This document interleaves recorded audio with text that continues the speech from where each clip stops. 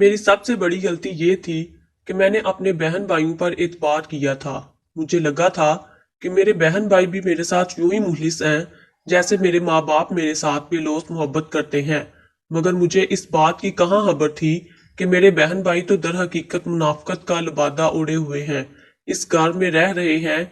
मेरी जब पैदाइश हुई थी तो पैदाइश के पहले ही दिन जब मेरी माँ अस्पताल से घर वापस आ रही थी तो इनका एक्सीडेंट हो गया था। इस हादसे में सिर्फ मेरे माँ बाप को ही नहीं बल्कि मुझे भी चोटें आई थी। मेरी एक टांग में कुछ मसला हो गया था, हड्डी 4 जगह से टूट चुकी थी। डॉक्टरों ने जब मेरा इलाज किया कहने लगे मेरी हड्डियां बहुत नरम हैं, इसलिए धीरे धीरे ठीक हो जाएंगी और मैं आम इंसानों की तरह चलने लगूंगा। मगर डॉक्टरों ने भी कुछ ऐसी लापरवाहियां कर दी कि मेरी हड्डी तो जुड़ गई मगर मेरी एक टांग दूसरी टांग से छोटी हो गई और मैं लड़खड़ा कर चलने लगा। जब तक मेरा दायां हाथ मेरी दाएं टांग पर ना होता मैं चल ही नहीं पाता था। मुंह के बल जमीन पर आ जाया करता था। मेरे 5 बहन भाई और भी थे, वो सभी मुझसे बड़े थे। मेरी माँ ने जब मुझे इस हाल में देखा तो वो बहुत रोया करती। मेरे अब्बू इन्हें हौसला दिया करते। माँ बहुत ही नरम दिल और पुरखुलूस औरत थी। वो रो रो कर मेरे अब्बू से कहने लगती कि अभी तक तो हम जिंदा हैं, अगर हमें कुछ हो गया तो हमारे बच्चे की देखभाल कौन करेगा। ये तो ठीक से चल भी नहीं पाता और इस दुनिया को तो तुम जानते ही हो। तभी मेरे बहन भाई मेरे पास चले आते और मेरे माँ बाप को हौसला देकर कहते कि आप फिक्र क्यों करती हैं, हम इसका भरपूर ख्याल रखेंगे, इसे बिल्कुल यूं पालेंगे जैसे माँ बाप अपनी औलाद को पालते हैं। मुझे शुरू से ही मेरे माँ बाप और बहन भाइयों ने बहुत ही प्यार और मोहब्बत से परवान चढ़ाया था। मैं जब स्कूल जाने की उम्र का हुआ तो मुझे बहुत ज्यादा बेचैनी थी। खौफ था कि जब स्कूल गया तो सब मेरी एक टांग छोटी होने की वजह से मजाक उड़ाएंगे। जैसा मैंने सोचा था हुआ भी वैसा ही था। जब स्कूल गया तो बच्चे मेरा बेहद मजाक उड़ाते, बार बार मुझे धक्का देकर गिरा देते। मेरी तो टांग में ही मसला था, हर वक्त दर्द रहा करता, मुझे उठने में भी तकलीफ हुआ करती। जबकि मेरे असातिज़ा भी मुझ पर कुछ खास ध्यान दिया करते थे। जरा सी गलती हो जाती तो फौरन मारने पीटने लगते।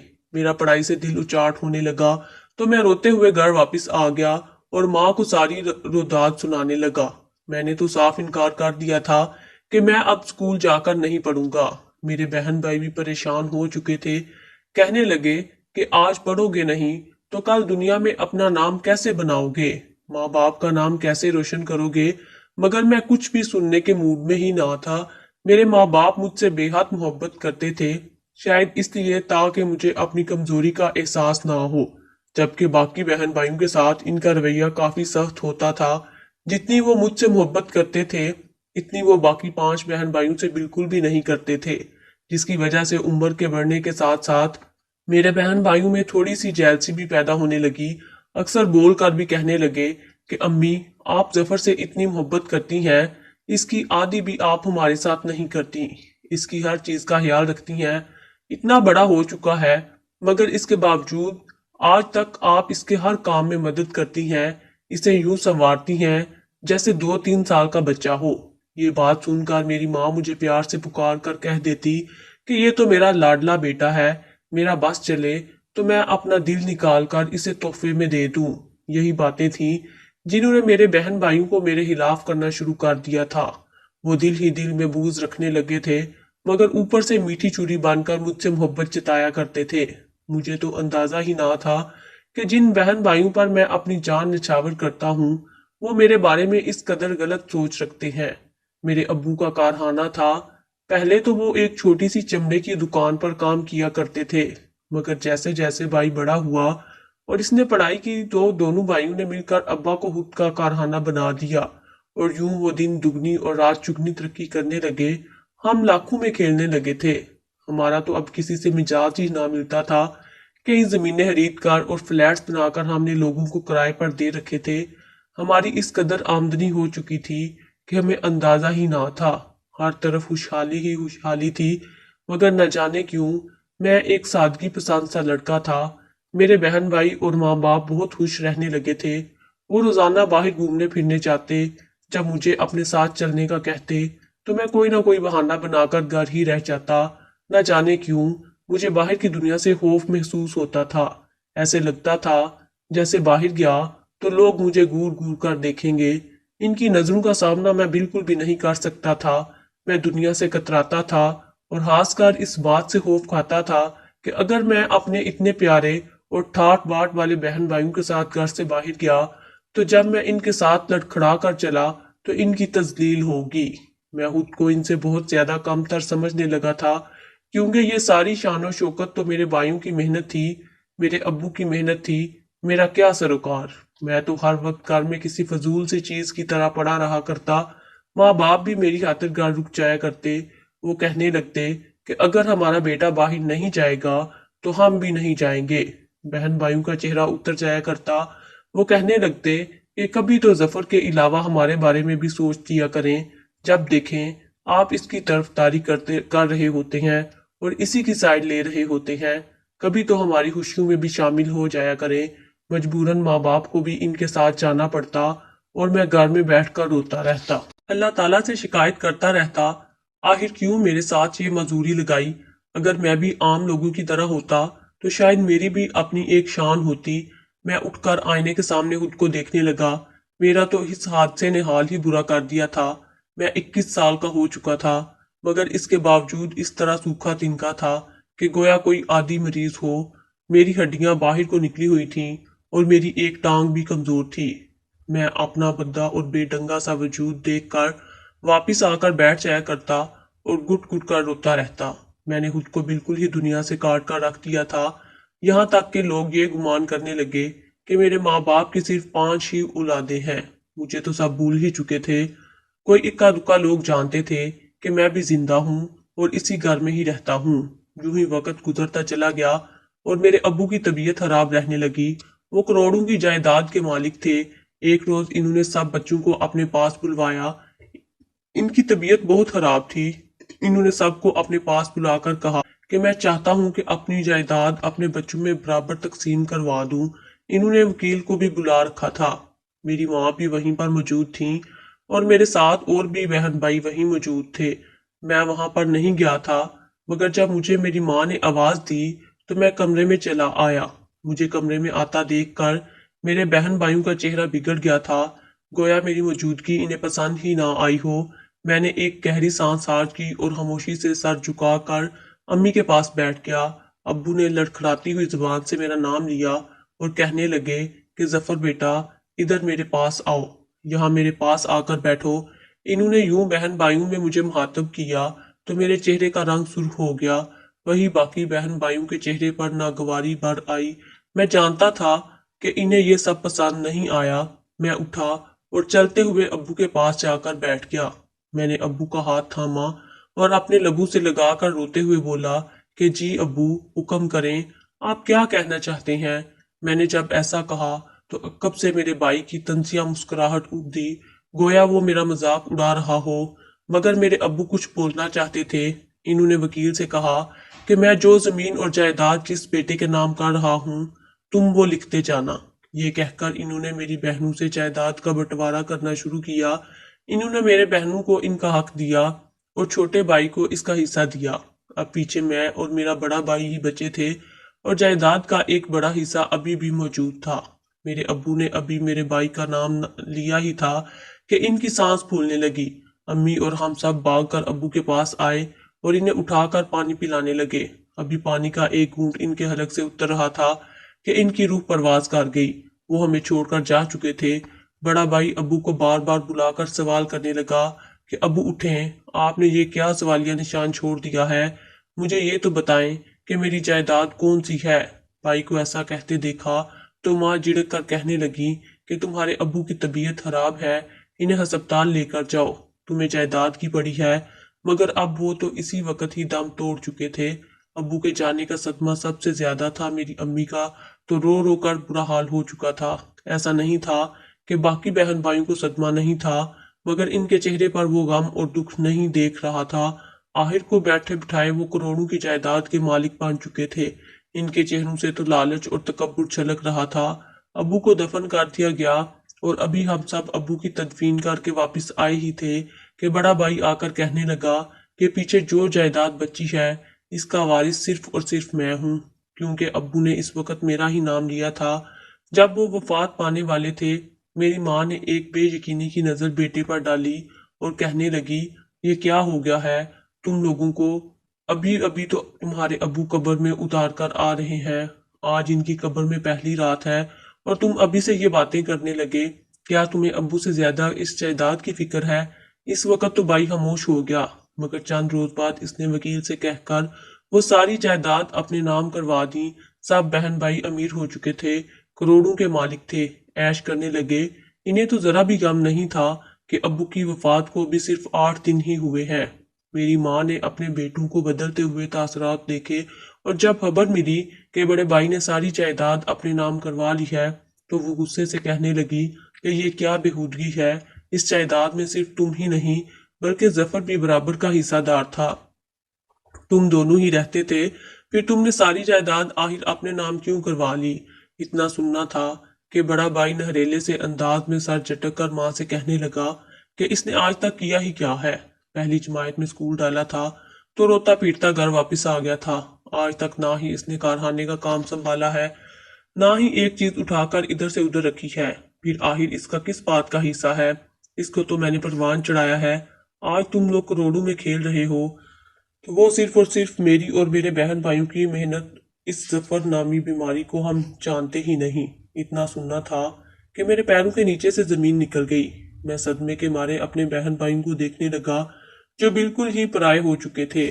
ماں تو صدمے سے زمین پر گر چکی تھیں، وہ کہنے لگی کہ تم لوگوں کو کروڑوں کی جائیداد مل چکی ہے، بھلے ہی ظفر نے کچھ نہ کیا ہو مگر وہ تم لوگوں کے باپ کی ہی اولاد تھا اور اس کا بھی اس میں برابر کا حصہ ہے، مگر میرے بہن بھائی تو اس قدر دولت کے نشے میں دھت ہو چکے تھے کہ ماں کی عزت کی پرواہ نہ رہی۔ اگلے چند ہی روز میں سبھی بہن بھائیوں نے ورلڈ ٹور کا پلان کیا، کوئی کینیڈا چلا گیا تو کوئی امریکہ، وہ لوگ گھومنے پھرنے کے لیے وہیں چلے گئے اور جاتے ہوئے کہا کہ ہم لوگ وہیں پر سیٹل ہو جائیں گے، اگر اچھی لڑکی مل گئی تو وہیں پر شادی بھی کر لیں گے۔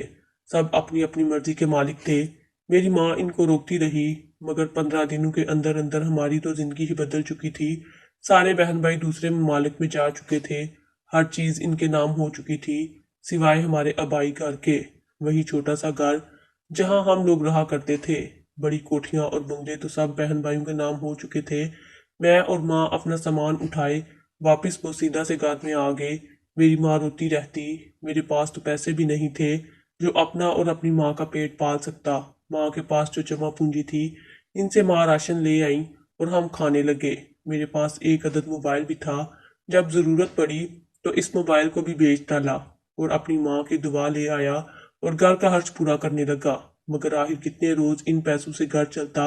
میری ماں بھی اپنی بے وفا اولاد کو سوچ کر بیمار رہنے لگی تھی، انہیں دل کی بیماری لگ چکی تھی، وہ اکثر یوں ہی بستر پر پڑی رہتی اور روتی رہتی، میں اپنی ماں کو اس حالت میں نہیں دیکھ سکتا تھا، میں انہیں حوصلہ دیتا اور سمجھاتا کہ آپ پریشان مت ہوا کریں، آپ کا بیٹا آپ کے ساتھ ہے، میں کسی بھی طرح کر کے آپ کا علاج کرواؤں گا اور آپ کو اس بیماری سے نجات دلاؤں گا، ہم بہت جلد دوبارہ پہلی والی حالت میں آ جائیں گے، مگر اس کے باوجود میری ماں روتی رہتی اور کہتی کہ مجھے معاف کر دے، آج تیرے ساتھ جو بھی ہو رہا ہے وہ صرف اور صرف میری وجہ سے ہو رہا ہے، مگر اس میں تو کسی کی غلطی نہ تھی، یہ تو میرے بہن بھائی ہی تھے جو بے وفا نکلے تھے۔ وہ جمعرات کا دن تھا، میں نے ماں سے وعدہ کیا کہ آج ضرور اپنے لیے کوئی کام ڈھونڈ کر لاؤں گا، آج صبح سے ہم نے ناشتہ بھی نہیں کیا تھا، میں گھر سے نکلا اور مارا مارا دکان پر کام ڈھونڈنے لگا، مگر کسی نے بھی مجھے کام پر نہ رکھا، سب میری مزدوری دیکھ کر مجھے نکال دیتے کہ تم آہر یہاں پر کیسے کام کر سکتی ہو۔ آہر ایک مسجد کے قریب سے گزرا تو دیکھا کہ کوئی لوگ وہاں پر بیٹھے لوگوں سے بھیک مانگ رہے ہیں، کوئی سڑک کنارے بیٹھا تھا تو کوئی اس کے پاس، میں نے بھی اپنی عزت نفس کو ایک طرف رکھا اور چلتا ہوا ان بھکاریوں کی لائن میں کھڑا ہو گیا، تبھی ایک شخص نماز پڑھ کر باہر نکلا اور اس نے میرے ہاتھ پر 50 روپے رکھ دیے، 50 روپے دیکھ کر مجھے اس میں شرمندگی محسوس ہوئی، مگر میں کیا کرتا، مجھے یہی کام بہتر لگا اور میں سڑک پر بھیک مانگنے لگا۔ میں جب پیسے گھر لے کر آیا تو ماں کہنے لگی، یہ تم اتنے پیسے کہاں سے لائے ہو؟ اس روز میں نے 500 روپے کمائے تھے، میں نے ماں سے کہا کہ چھوٹی موٹی مزدوری کرتا ہوں، اسی کے پیسے ملے ہیں، تو ماں خوش ہو گئی، مگر اس کے باوجود میں شرمندہ تھا، मैं तो अपनी माँ को वापस पुरानी हालत में देखना चाहता था। मैं और मेरी माँ ही तो अब एक दूसरे का वाहिद सहारा थे। यूं ही करते करते कई साल बीत गए। मेरी माँ बिल्कुल सूख कर कांटा हो चुकी थी। इसकी तबीयत काफी खराब रहने लगी थी।